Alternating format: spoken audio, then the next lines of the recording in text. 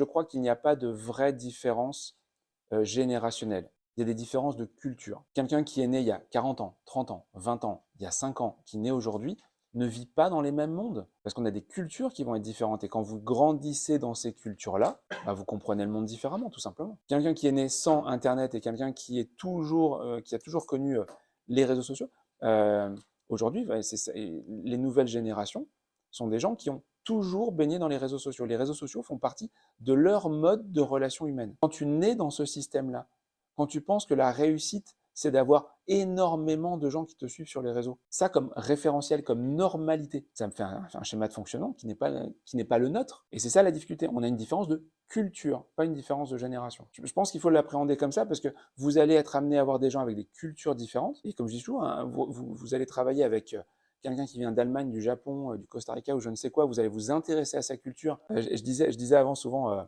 la ponctualité est la même partout en France. Rien que ça.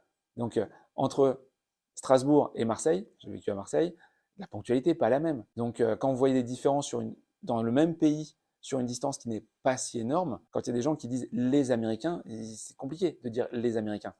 Quand on dit les Européens, nous tous, on dit bah non, mais attends, tu peux pas. Enfin, on est tous Européens, d'accord, mais la culture de tous les Européens, elle n'est pas la même. Bah, c'est un peu pareil avec les Américains. Hein. En fonction de l'endroit où tu as vécu, c'est énorme. Et ça, on le comprend très bien. Et ben là, une des difficultés liées aux générations, c'est qu'on a plus de mal à comprendre que quelqu'un qui est né dans la même ville, qui a grandi dans la même ville, qui a fréquenté la même école que moi, il soit si différent de moi. Et quand on ne cherche pas à comprendre l'autre, on le juge. Il est né dans la même ville, il a vécu, il a même eu la même prof que moi, dans la même école que moi. C'est pas normal qu'il soit pas comme moi. Je juge. Plutôt que de me dire pourquoi, en étant dans ces mêmes conditions, il est si différent. Si vous cherchez à comprendre le pourquoi, vous allez gagner énormément de temps. Il faut vous intéresser au pourquoi des choses. Les gens ont toujours une bonne raison de faire ce qu'ils font. Intéressez-vous à pourquoi ils le font. Parce qu'ils ont une bonne raison. À partir de là, vous arriverez à faire du lien. Si vous ne vous y intéressez pas, automatiquement, vous allez le juger. Et si vous jugez, vous créez de la distance. Et si vous créez de la distance, ça ne marchera pas.